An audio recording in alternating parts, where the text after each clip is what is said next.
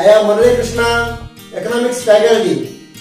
వినండి వినండి ఉల్లాసంగా ఉత్సాహంగా. Second year economics. First unit లో మీకు 10 మార్క్స్ ఇంపార్టెంట్ క్వశ్చన్ ఏంటనగా భారతదేశ ఆర్థిక వ్యవస్థను దృష్టిలో ఉంచుకొని అభివృద్ధి చెందుతున్న దేశ లక్షణాల గురించి వివరించండి అని ప్రశ్నిస్తారు. చూడండి, explain the features of developing countries with special reference to India. ఇలా క్వశ్చన్ ఇచ్చినప్పుడు మీరు ఆన్సర్ ఎలా రాయాలంటే ముందు అభివృద్ధి చెందిన దేశాలంటే ఏంటో రాయాలి. అభివృద్ధి చెందిన దేశాలంటే ఏంటి, అభివృద్ధి చెందుతున్న దేశాలంటే ఏంటి, అభివృద్ధి చెందిన దేశాలంటే ఏంటి, తలసరి ఆదాయం ఇవన్నీ ఎక్కువ ఉన్న దేశాలను అభివృద్ధి చెందిన దేశాలుగా పేర్కొంటారు. అభివృద్ధి చెందుతున్న దేశాలంటే ఏంటి, తలసరి ఆదాయం, మూలధనం ఇవన్నీ కూడా తక్కువగా ఉంటాయి. ఓకేనా? చూడండి, ఐక్యరాజ్య సమితి వర్గీకరణ ప్రకారం ఏ దేశంలో అయితే తలసరి ఆదాయం అమెరికా తలసరి ఆదాయం కంటే 4వ వంతు కన్నా తక్కువగా ఉంటుందో ఆ దేశాలను అభివృద్ధి చెందుతున్న దేశాలు అని చెప్పి అంటారు. ఓకే, వాస్తవిక తలసరి ఎంత ఉండాలి? అమెరికా తలసరి ఆదాయంలో 4వ వంతు కంటే తక్కువగా ఉంటే ఆ దేశాన్ని ఏమంటారు? అభివృద్ధి చెందుతున్న దేశాలు అంటారు. ఇలా మన భారతదేశం కూడా అభివృద్ధి చెందుతున్న దేశం. ఎందుకని అంటే మన భారతదేశం తలసరి ఆదాయం అనేది అమెరికా తలసరి ఆదాయంతో చాలా తక్కువగా ఉంది. అమెరికా తలసరి ఆదాయానికి మన భారతదేశ తలసరి ఆదాయానికి 45 రెట్లు తేడా వస్తుంది. ఓకే ఓకే చూద్దాం. భారతదేశ ఆర్థిక వ్యవస్థను దృష్టిలో ఉంచుకొని అభివృద్ధి చెందుతున్న దేశ లక్షణాలు సైడ్ హెడ్డింగ్ పెట్టుకోవాలి. First features of developing countries.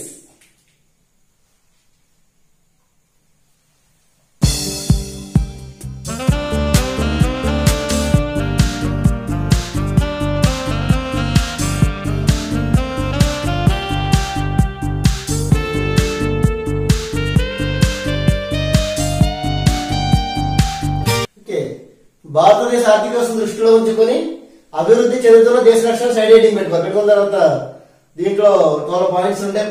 First side heading మూలధన కొరత. మూలధన కొరత అంటే ఏంటి? పెట్టుబడి అనేది తక్కువగా ఉంటుంది. అభివృద్ధి చెందుతున్న దేశాల్లో పెట్టుబడి తక్కువగా ఉంటుంది. మూలధన కొరత.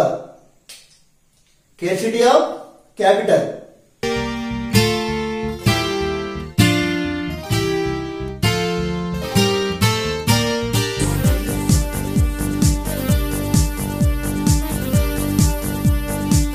మూలధన కొరత, స్కేర్సిటీ ఆఫ్ క్యాపిటల్. మూలధన కొరత అనేది అభివృద్ధి చెందుతున్న దేశాల యొక్క ముఖ్య లక్షణం. ఓకే, అందుకే ఈ దేశాన్ని ఏమంటారంటే మూలధన పేద దేశాలుగా పేర్కొంటారు లేదా పరిగణిస్తారు. తలసరి ఆదాయం తక్కువ ఉండడం వలన పొదుపు రేట్ అనేది ఈ దేశంలో తక్కువగా ఉంటుంది. ఎందుకని? ప్రజలకు వచ్చే ఆదాయం వారు ఖర్చు చేసుకోవడానికే సరిపోదు. ఇంకా వారు పొదుపు ఏం చేస్తారు?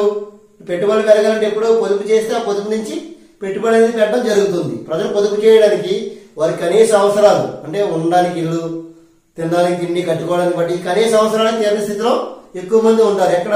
అభివృద్ధి చెందుతున్న మన భారతదేశం లాంటి దేశాల్లో. ఇంకా వారు పొదుపు ఏం చేస్తారు? పెట్టుబడి ఏం పెడతారు? వారి యొక్క కనీస అవసరాలే తీరవు. ఇంకా అప్పు సప్పు చేస్తూ ఉంటారు. కాబట్టి ఈ విధంగా ఏమవుతుందంటే ఈ మూలధన కొరత అనేది తక్కువగా ఉంటుంది అభివృద్ధి చెందుతున్న దేశాల్లో. చూడండి, 1990లో 24% స్థూల మూలధన కల్పన రేటు 2012 నాటికి 35.6% పెరిగింది. అంటే కొంత పెరిగింది. ఇంకా పెరిగితే మన దేశం కూడా అభివృద్ధి చెందుతుంది. Coming to the second point, తక్కువ తలసరి ఆదాయం, లో పెర్ క్యాపిటా ఇన్కమ్.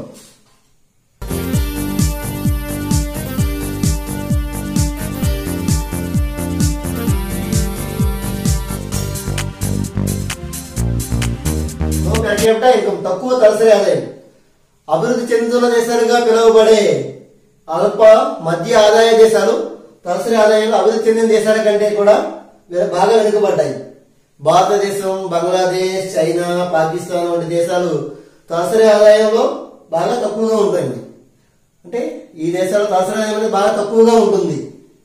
2008లో భారతదేశ తలసరి ఆదాయం $1070 కాగా 2011లో $1530 పెరిగింది. కాబట్టి తలసరి కొద్ది కొద్దిగా పెరుగుతుంది. ఈ పెరుగుదల అనేది ఎక్కువగా ఉంటే మన దేశం కూడా అభివృద్ధి అనేది చెందుతుంది. నెక్స్ట్ మూడవది నిరుద్యోగం. Unemployment.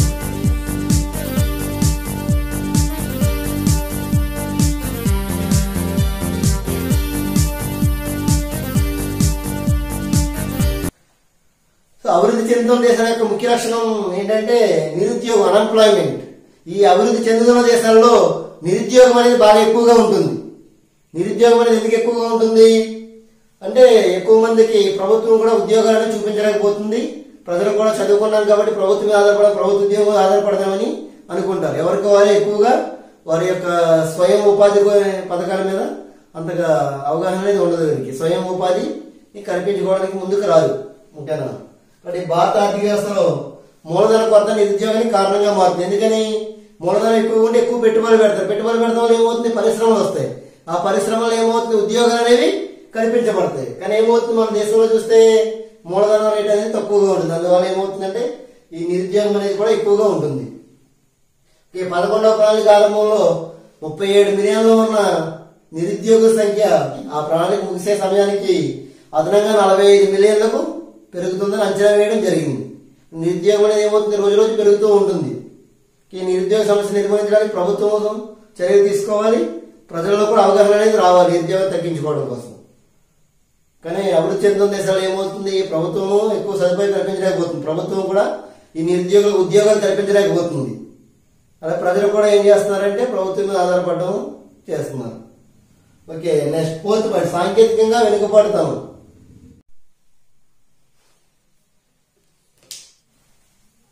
Okay, coming to the 4th point, సాంకేతికంగా వెనుకబడతాను. Technological backwardness. టెక్నాలజికల్ బ్యాక్వర్డ్నెస్ చూడండి, అభివృద్ధి చెందుతున్న దేశాలు సాంకేతిక పరిజ్ఞానంలో వెనుకబడి ఉన్నాయి. ఎందువల్ల వెనుకబడ్డాయంటే పురాతన పద్ధతులను అవలంబించడం వల్ల ఆధునిక సాంకేతిక పరిజ్ఞానాన్ని సరిగా వినియోగించుకోలేకపోతున్నాయి. అందువల్ల ఏమవుతుందంటే వీరు ఎక్కువ సమయంలో తక్కువ ఉత్పత్తి చేయడం జరుగుతుంది. అదే సాంకేతిక పరిజ్ఞానం ఉపయోగించారనుకోండి, సాంకేతిక పరిజ్ఞానం టెక్నాలజీని ఉపయోగిస్తే ఏమవుతుంది అంటే యంత్రాలను ఎక్కువ ఉపయోగించడం వల్ల తక్కువ సమయంలో ఎక్కువ పని చేయడానికి అవకాశం అనేది ఉంటుంది. కానీ ఏమవుతుంది, మన పురాతన పద్ధతులను అవలంబించడం వల్ల ఆ పురాతన పద్ధతుల్లో ఏమవుతుంది, సాంప్రదాయ పద్ధతులను అవలంబించడం వల్ల ఏమవుతుంది, ఎక్కువ సమయంలో తక్కువ పని మాత్రం చేయగలగడం జరుగుతుంది. ఎక్కువగా మనం శ్రామికులు ఎక్కువ ఉపయోగిస్తాం. ఎందుకని మన దేశంలో శ్రామిక శక్తి ఎక్కువ. సో ఈ శ్రామికులు చేసేది ఎలా ఉంటుందంటే ఈ శ్రామికులు కష్టపడి పని చేస్తారు. కానీ వారికి ఇచ్చే వేతనాల కన్నా కూడా వారు చేసే పని అనేది ఎప్పుడు తక్కువగా ఉండడం జరుగుతుంది. అందువల్ల ఏంటంటే ఈ సాంకేతిక వెనుకబడతనం వల్ల కూడా ఏమవుతుందంటే ఈ దేశాలన్నీ వెనుకబడి ఉన్నాయి. మన భారతదేశంలో కూడా సాంకేతిక పరిజ్ఞానం అనేది వెనుకబడి ఉందని చెప్పవచ్చు. Next coming to the 5th point, ఆదాయ అసమానతలు. Income inequalities.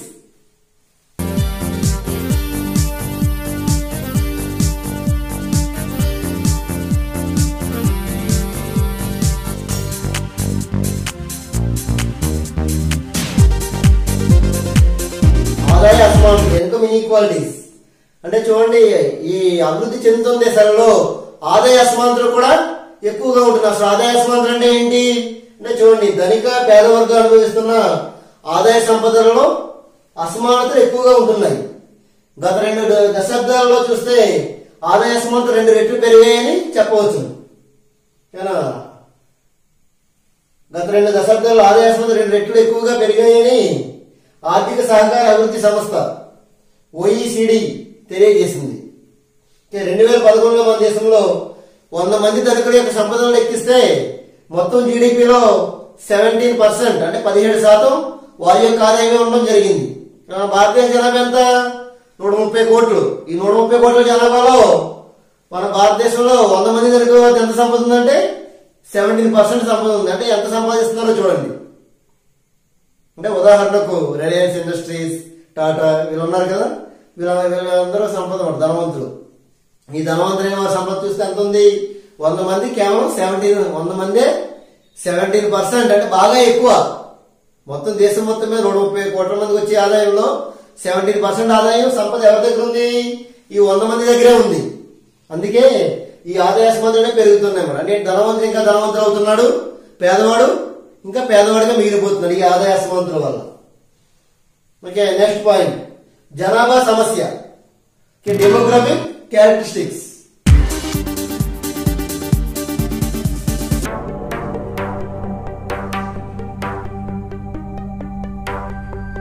జనాభా సమస్య డెమోగ్రఫిక్ క్యారెక్టరిస్టిక్స్ అంటే భారతదేశం అధిక జనాభాకు మూలంగా ఉంది. అంటే భారతదేశం ఎదుర్కొనే సమస్యల్లో జనాభా సమస్య కూడా ఒకటి. ఈ జనాభా సమస్య వల్లే ఈ పేదరికం, నిరుద్యోగం అనేవి పెరుగుతున్నాయి. అంటే చూడండి, 2011లో 1210 మిలియన్ల జనాభా 2015 నాటికి 1278 మిలియన్లకు పెరిగింది. అంటే 127.8 కోట్లు, సుమారుగా 130 కోట్ల వరకు కూడా పెరగడం జరిగింది. ఇప్పుడు 2015 నాటికి అంటే 2020 ఇంకా పెరుగుతారు కదా జనాభా, 130 కోట్లు దాటేసి ఉంటుందని అంచనా. ప్రస్తుత లెక్క ప్రకారం అయితే 130 కోట్లు ఉంటారు మన భారతదేశ జనాభా. కాబట్టి మన భారతదేశ జనాభా 2015 ప్రకారం ప్రపంచ జనాభాలో 17.5% ఉంది. అంటే 17.5% ప్రపంచ జనాభాలో మన భారతదేశ జనాభా ఉన్నారు. అంటే ఏంటి, 17 మంది ప్రపంచంలో ఏమన్నా తీసుకుంటే దాంట్లో ఒకరు మన భారతీయుడు ఖచ్చితంగా ఉంటాడు. కాబట్టి 17.5% మంది ప్రపంచ జనాభాలో మన భారతదేశంలో ఉండడం జరుగుతుంది. ఈ విధంగా జనాభా సమస్య పెరగడం అనేది ప్రధాన కారణం.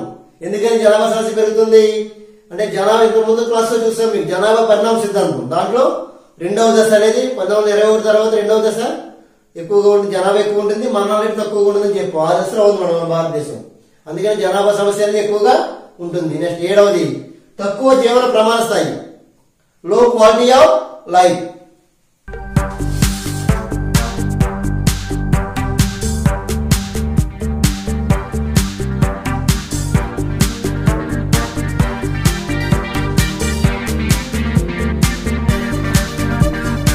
తక్కువ జీవన ప్రమాణ స్థాయి, మన భారతదేశంలో జీవన ప్రమాణ స్థాయి అనేది తక్కువగా ఉంది. జీవన ప్రమాణ స్థాయిని ప్రధానంగా 3 సూచికల ఆధారంగా కొలవడం జరుగుతుంది. ఆ 3 సూచికలు ఏంటంటే చూడండి, ఆదాయం, ఆరోగ్యం, విద్య అనే 3 సూచికల ఆధారంగా లెక్కిస్తారు. ఈ 3 సూచికలు కూడా బాగా అభివృద్ధి చెంది ఉంటే వారి యొక్క జీవన ప్రమాణ స్థాయిని ఎక్కువగా ఉంటుందని చెప్పవచ్చు. జీవన ప్రమాణ స్థాయి అంటే ఏంటి, వారు తినే ఆహారం, పోషకాహారం తీసుకుంటున్నారా లేదా, వారి యొక్క ఆదాయం ఎలా ఉంది, ఎక్కువ ఉందా తక్కువ ఉందా, నెక్స్ట్ అలాగే వారు సరిగ్గా చదువుకుంటున్నారా లేదా, విద్యా సౌకర్యాలు సరిగ్గా అందుతున్నాయా లేదా అనేది ఇవన్నీ కూడా ఉంటే జీవన ప్రమాణ స్థాయి ఎక్కువగా ఉన్నట్టు. అవి అందకపోతే జీవన ప్రమాణ స్థాయి తక్కువగా ఉన్నట్టు. అభివృద్ధి చెందుతున్న దేశాలలో మన భారతదేశం, పాకిస్తాన్, చైనా, బంగ్లాదేశ్, ఓకే, ఇటువంటి దేశాలలో ఈ జీవన ప్రమాణ స్థాయి తక్కువగానే ఉంటుంది.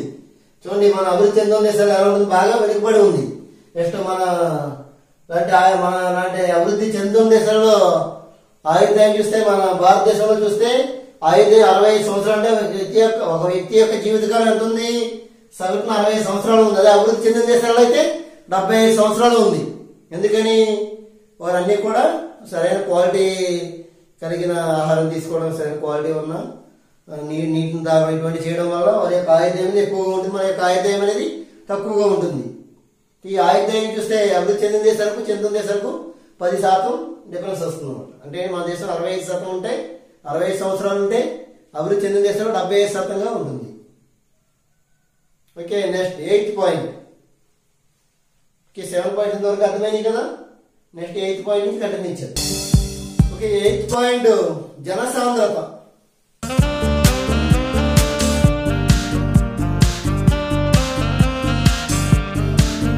జనసాంద్రత అంటే డెన్సిటీ ఆఫ్ పాపులేషన్.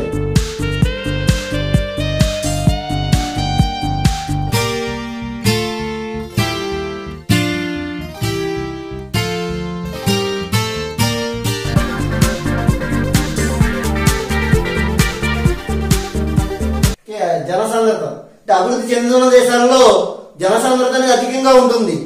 అభివృద్ధి చెందిన దేశాల జనసాంద్రత అనేది తక్కువగా ఉంటుంది. దీనికి కారణం ఏంటి, జనాభా పెరగడం వల్ల జనసాంద్రత కూడా అధికంగా ఉంటుంది. జనసాంద్రత అంటే మీకు తెలుసు కదా, అంటే ఒక చదరపు కిలోమీటర్ నివసించే జనాభానే జనసాంద్రత అని చెప్పి అంటారు. దేశం మొత్తం మీద యావరేజ్ సగటున ఒక చదరపు కిలోమీటర్ ఎంతమంది నివసిస్తున్నారో తెలిపేదాన్ని జనసాంద్రత అని అంటారు. ఈ జనసాంద్రత అనేది అభివృద్ధి చెందుతున్న దేశాలు ఎక్కువగా ఉంది. చూడండి, ప్రపంచ జనసాంద్రత 2011లో చూస్తే 2011లో ప్రపంచ జనసాంద్రత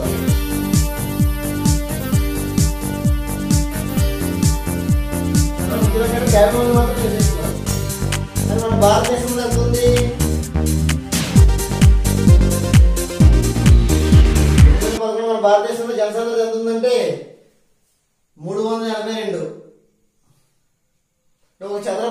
నివసించే జనాభా ఎంత?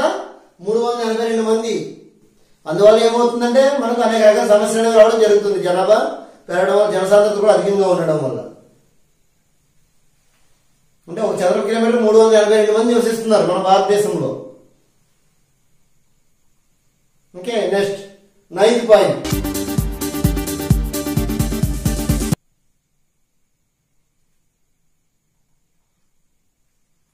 పేదరికం, పావర్టీ.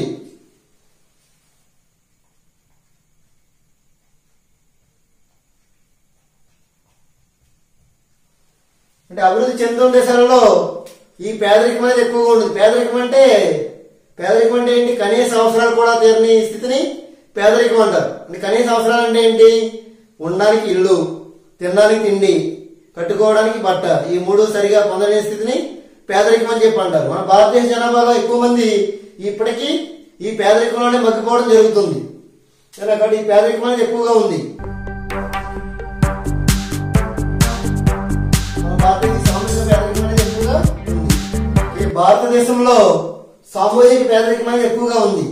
ఈ పేదరికం వల్ల ఏమవుతుందంటే వారికి సరైన పోషకాహారం లేకపోవడం,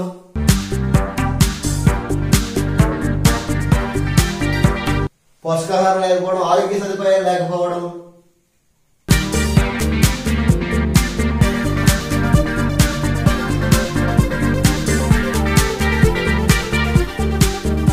నిరక్షరాస్యత,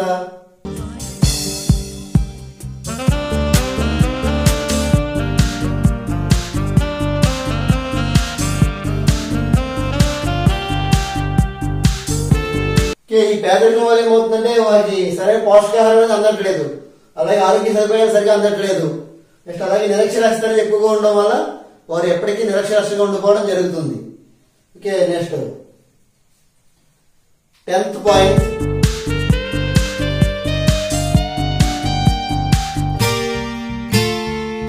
ధరల అస్థిరత్వం, అంటే ప్రైస్ ఇన్స్టెబిలిటీ.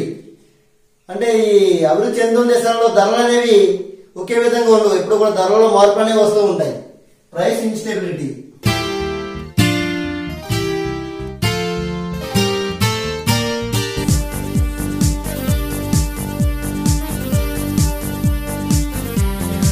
అంటే ధరలు అనేవి ఎప్పుడు ఒకే విధంగా ఉండవు. ఒక్కొక్కసారి ఏమైనా ఒక వస్తువు ధర తక్కువ ఉంటే తర్వాత వస్తువు ధర పెరిగిపోవడం, అంటే ధరలో ప్రైస్ లో అప్ అండ్ డౌన్స్ అనేవి ఎక్కువగా ఉండడం జరుగుతున్నాడు. ప్రైస్ ఇన్స్టెబిలిటీ, ప్రైసెస్ అనేవి స్టెబిలిటీగా ఉండవు, ప్రైసెస్ అనేవి చేంజ్ అయిపోతూ ఉంటాయి. ఈ ధరలు అనేవి మారిపోవడం వల్ల ఏమవుతుందంటే పేదవారు వారికి కావాల్సిన ఆహార పదార్థాలను వాటిని సరిగ్గా వినియోగించుకోలేకపోతున్నారు. అందరికీ ఎగ్జాంపుల్ చూడండి, ఉల్లిపాయలు ఉన్నాయి. ఫర్ ఎగ్జాంపుల్ ఉల్లిపాయలు చూస్తే కిలో ఎంత ఉంటాయి? సాధారణంగా 10 రూపాయలు, 15, 20 రూపాయలు ఉంటాయి, అంతకు మించి ఉండవు. కానీ ప్రస్తుత పరిస్థితులు ఎంత ఉన్నాయి? కిలో 100 రూపాయలు కూడా అమ్మడం జరుగుతుంది. ఒక్కొక్కసారి అయితే కిలో 150 రూపాయలు కూడా ఉల్లిపాయలు అమ్మడం జరుగుతుంది. ఏదైనా కిలో 50 రూపాయలు, 80 రూపాయలు, ఈ వేరియేషన్స్ అనేవి ఎక్కువ వస్తుంది. ఎగ్జాంపుల్ మాత్రమే. ఇలా అన్ని వస్తువుల విషయంలో కూడా ఈ విధంగా జరుగుతుంది. కాబట్టి ధరల అస్థిరత్వం వల్ల కూడా ఏమవుతుందంటే ఈ పేదరికం అనేది పెరగడం జరుగుతుంది. ఈ అభివృద్ధి చెందుతున్న దేశాల్లో ఈ ధరల అస్థిరత్వం అనేది ఎప్పుడు ఎక్కువగా వెంటాడుతూనే ఉంటుంది. ధరలలో హెచ్చుతగ్గులు.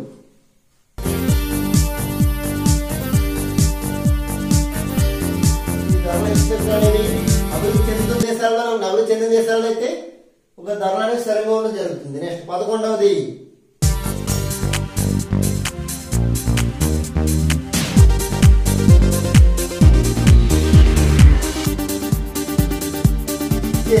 పాయింట్, వ్యవసాయ రంగాల ప్రాధాన్యం. అంటే అభివృద్ధి చెందుతున్న దేశాలు ఎక్కువ మంది ప్రజలు వ్యవసాయం మీద ఆధారపడుతున్నారు. మన భారతదేశం తీసుకున్న భారతదేశం ఎక్కువ మంది దేని మీద ఆధారపడుతున్నారు? ఎన్ని రంగాలు ఉన్నాయి? 3 రంగాలు ఉన్నాయి. ఒకటి ప్రాథమిక రంగం అంటే వ్యవసాయ రంగం, ద్వితీయ రంగం అంటే పరిశ్రమల రంగం, తృతీయ రంగం అంటే సేవల రంగం. మన భారతదేశంలో ఎక్కువ మంది దేని మీద ఆధారపడుతున్నారంటే ప్రాథమిక రంగం అనే వ్యవసాయం మీద ఆధారపడుతున్నారు. ఈ వ్యవసాయ రంగంలో ఎలా ఉంటుంది అంటే ఎక్కువ పెట్టుబడి ఉంటుంది, వచ్చి దిగుబడి మాత్రం తక్కువగా ఉంటుంది. అదే పరిశ్రమల్లో అయితే పెట్టుబడి తక్కువగా ఉంటుంది, వచ్చే ఆదాయం అనేది ఎక్కువగా ఉంటుంది. కాబట్టి అందుకే అభివృద్ధి చెందిన దేశాలలో అయితే దేని మీద ఆధారపడుతున్నారు ఎక్కువగాని? అభివృద్ధి చెందిన దేశాలలో ఎక్కువ మంది పరిశ్రమల మీద, సేవల మీద ఆధారపడుతున్నారు. కానీ మనలాంటి అభివృద్ధి చెందుతున్న దేశాలలో ఎక్కువ మంది వ్యవసాయం మీద ఆధారపడుతున్నారు. స్థూల దేశీయ ఉత్పత్తులు వచ్చే ఆదాయం కూడా ఎక్కువ దేని మీద ఉంటుందంటే వచ్చే ఆదాయం కూడా వ్యవసాయ రంగం నుంచి ఎక్కువ రావడం జరుగుతుంది. వ్యవసాయ రంగాల 3 డొమైన్స్ అగ్రికల్చర్ సెక్టర్.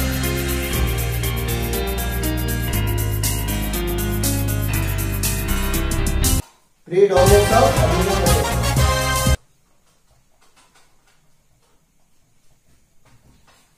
చూడండి, వ్యవసాయ రంగంలో ఎక్కువ మంది ప్రజలు ఆధారపడడం జరుగుతుంది. మన భారతదేశాన్ని తీసుకుంటే 2013-14లో 2013-14లో 54.6% ప్రజలు 54.6% ప్రజలు వ్యవసాయం మీద ఆధారపడ్డారు.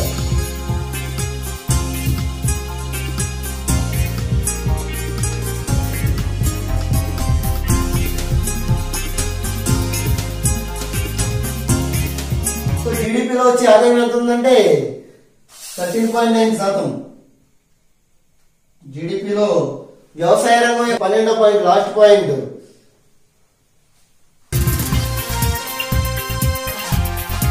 ఆర్థిక వ్యవస్థ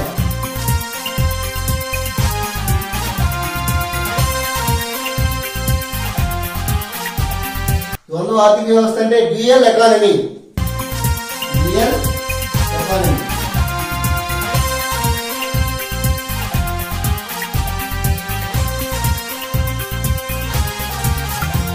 మన భారతదేశం అంటే అభివృద్ధి చెందిన దేశాల్లో ద్వంద్వ ఆర్థిక వ్యవస్థ అనేది ద్వంద్వం అంటే అర్థం ఏంటి?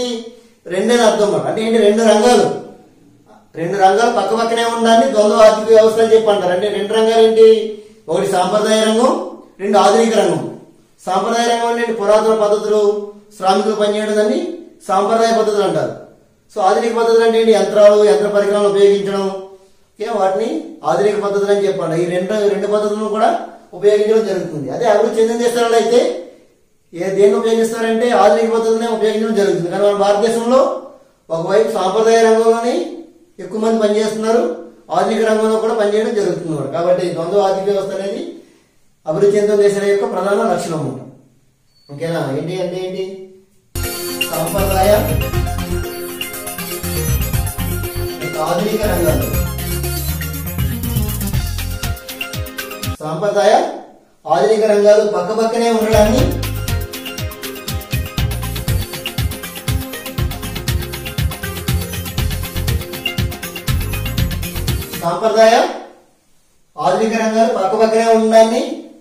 ద్వంద్వ ఆర్థిక వ్యవస్థ అంటారు.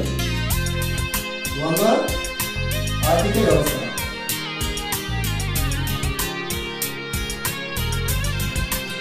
కాబట్టి అభివృద్ధి చెందిన దేశానికి ద్వంద్వ ఆర్థిక వ్యవస్థ అనేది కూడా ఎక్కువగా ఉంటుంది. Have you understood? అభివృద్ధి చెందుతున్న దేశ లక్షణాలను వివరించండి, లేదా భారతదేశ ఆర్థిక వ్యవస్థను దృష్టిలో ఉంచుకొని అభివృద్ధి చెందుతున్న దేశ లక్షణాలు వివరించండి అంటే ఈ 12 పాయింట్స్ ఎక్స్ప్లెయిన్ చేసి రాస్తే మీకు 10 మార్క్స్ వస్తాయి. 10 మార్క్స్ ఇస్తారు. ఈ question very very important. Okay, ఈ క్వశ్చన్ అయితే వెరీ వెరీ ఇంపార్టెంట్. బాగా నేర్చుకోండి.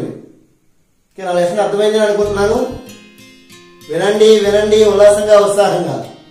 I'm Muralikrishna, second year economics. మరెన్నో వీడియోలు మీకోసం, మరెన్నో క్లాసులు ముందు చెప్పడం జరుగుతుంది. Thank you students. Wish you all the best.